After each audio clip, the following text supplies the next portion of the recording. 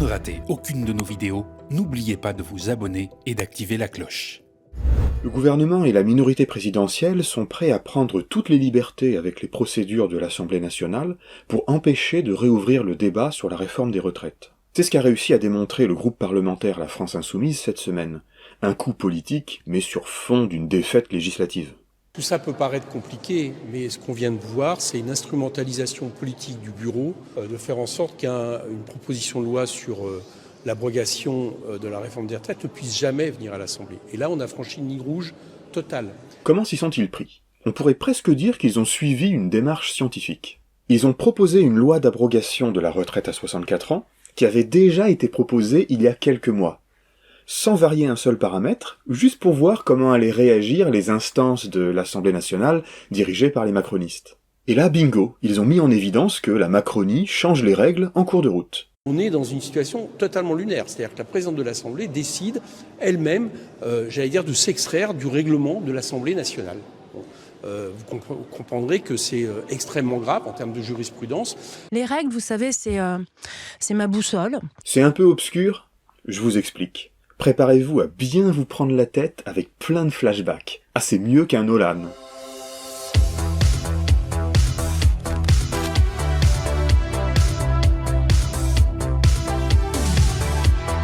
Début novembre, la France Insoumise tente de déposer une proposition de loi visant à abroger la réforme des retraites à 64 ans, et entendait en débattre lors de leur future niche parlementaire, le 30 novembre.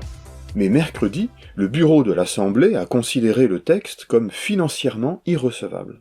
Le bureau de l'Assemblée, c'est l'instance de décision suprême en termes de procédure parlementaire, devant laquelle passent les propositions de loi, les PPL, avant d'aller en séance publique, et c'est dirigé majoritairement par les macronistes. Et là, l'irrecevabilité a été déclarée au nom du fameux article 40 de la Constitution, qui interdit aux parlementaires de créer des dépenses ou de diminuer les recettes publiques. L'usage veut que le bureau se contente de gages, c'est-à-dire de compensations financières indiquées dans le texte de la proposition de loi, même si ce gage n'est pas très rigoureux, parce que sinon les députés ne pourraient jamais proposer de loi, puisque toute proposition un peu ambitieuse va coûter cher. Il y a quand même une tradition, je parle sous le contrôle des parlementaires, qui consiste à faire preuve de souplesse dans l'application de l'article 40. Pourquoi? Autrement, les prérogatives de l'opposition sont mises à mal.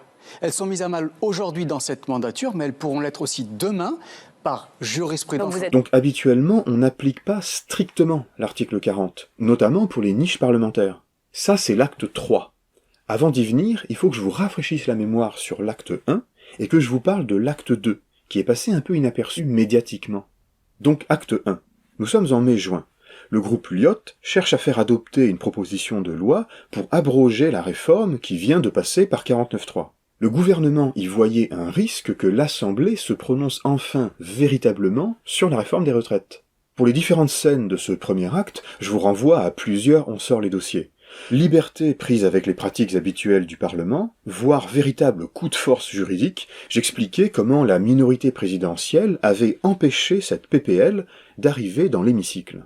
Le point important à retenir, c'est que cette proposition de loi avait passé le premier filtre du bureau, mais que c'est Yaël Braun-Pivet, la présidente de l'Assemblée nationale, qui décida finalement de bloquer le texte a posteriori, toujours au nom de l'article 40. Je suis très claire, ils seront déclarés irrecevables par moi-même dans la journée aujourd'hui, et je suis en train d'examiner l'ensemble des autres amendements, puisqu'il y aura évidemment d'autres irrecevabilités. Cette décision a fait bondir le groupe Lyotte, à l'origine de la proposition de loi pour abroger la réforme. La minorité présidentielle s'est laissée surprendre en respectant l'usage et en laissant passer a priori. La prochaine fois, elle cherchera à bloquer le texte dès le début de la procédure. Et c'est ce qui va se passer à l'acte 2, en octobre. La France Insoumise tente sa chance et cherche à inscrire à sa future niche parlementaire son propre texte d'abrogation de la réforme. Ça a fait moins de bruit que l'épisode Lyotte, et pourtant on est en face d'un silencieux scandale. Cette fois-ci, Yaël Braun-Pivet convoque le bureau de l'Assemblée le 17 octobre pour tout simplement empêcher le dépôt de cette PPL, c'est-à-dire l'empêcher a priori. Les règles, vous savez, c'est ma boussole. Si elle n'est pas déposée, elle ne peut évidemment ni être inscrite à l'ordre du jour, ni être débattue. On tue ainsi l'initiative dans l'œuf. Et encore au titre de l'article 40 et de l'irrecevabilité financière.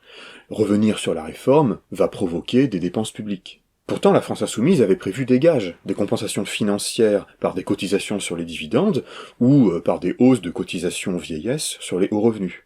Mais le point surprenant, c'est que dans le même temps, une autre PPL, elle aussi gagée, a elle été acceptée.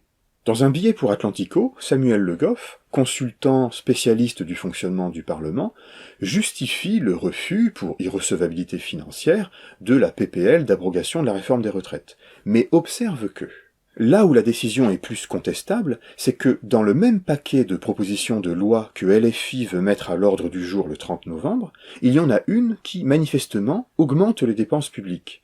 Il s'agit de celle de Daniel Obono, qui oblige l'administration à maintenir ouverts des guichets d'accueil du public, interdisant la dématérialisation totale des services publics. Elle a pourtant été enregistrée, donc jugée recevable, et pourra être discutée lors de la journée LFI. Le bureau et la présidente de l'Assemblée semblent donc faire preuve d'arbitraire, en acceptant une proposition et pas l'autre au sein d'un même paquet, présenté en même temps. Mais la France insoumise va aussi démontrer cet arbitraire à partir d'une même proposition, mais présentée à des moments différents. Donc on arrive à l'acte 3. Début novembre, la France insoumise se dit « reprenons un texte qui a déjà été jugé recevable, et voyons ce qu'ils en disent maintenant ». Et ils ont repris le texte de Lyotte de juin dernier, c'est-à-dire celui de l'acte 1, celui qui a été présenté par Charles de Courson et Bertrand Pancher. C'est vous, Bertrand Pancher, qui étiez l'auteur initial de cette proposition de loi, donc vous souhaitez qu'elle soit discutée dans l'hémicycle? Je souhaiterais qu'elle soit discutée devant l'hémicycle parce que cette loi n'a pas été discutée à l'Assemblée nationale, elle n'est pas passée par l'Assemblée nationale, c'est par le biais d'un 49.3, une loi aussi importante, c'est important que le Parlement puisse se prononcer. Mais cette fois-ci, Yaël Braun-Pivet et le bureau bloquent dès la tentative de dépôt. Il y a donc une dimension de pure décision politique de la part de Yaël Braun-Pivet. Elle aurait pu laisser passer. La preuve, elle l'a fait 6 mois auparavant. Une proposition de loi, la proposition de loi du groupe France Insoumise, antérieure à celle qui était portée aujourd'hui, avait été jugée irrecevable lors du dépôt de cette proposition. Ça n'avait jamais été fait depuis 1958. Mais là encore, le règlement formellement l'y autorisait. Là, ce qui vient de se passer aujourd'hui, c'est que le règlement ne l'autorise pas à faire ça. Voilà. Il n'y a nulle trace dans le règlement de la possibilité pour le bureau de revenir ainsi, lors du dépôt, sur la recevabilité d'une proposition de loi qui a déjà été déclarée recevable à l'Assemblée. Dès lors, puisqu'on nage dans l'arbitraire total, que la présidente de l'Assemblée bloque a priori ou a posteriori, selon l'humeur du jour, elle peut finir par verrouiller totalement le truc. C'est que Yaël Braun-Pivet a expliqué que cette décision s'appliquerait à l'ensemble des textes qui voudraient abroger la retraite à 64 ans. Ce qui veut dire que l'Assemblée nationale ne pourra jamais voter sur le vol de 2 ans de vie qui a produit le plus grand mouvement social depuis 50 ans dans notre pays. La Macronie montre une fois de plus qu'ils font les règles à géométrie variable pour pouvoir choisir quelles propositions de loi sont oui ou non discutées. Les règles, vous savez, c'est ma boussole. Alors à quoi ça sert tout ça? D'un point de vue législatif, c'est une défaite pour LFI. Son texte d'abrogation n'est pas passé. Mais l'enjeu est symbolique, ou politique, démontrer que l'exécutif, appuyé par la minorité présidentielle, recourt à toutes les magouilles pour empêcher le débat parlementaire sur cette question. À la semaine prochaine.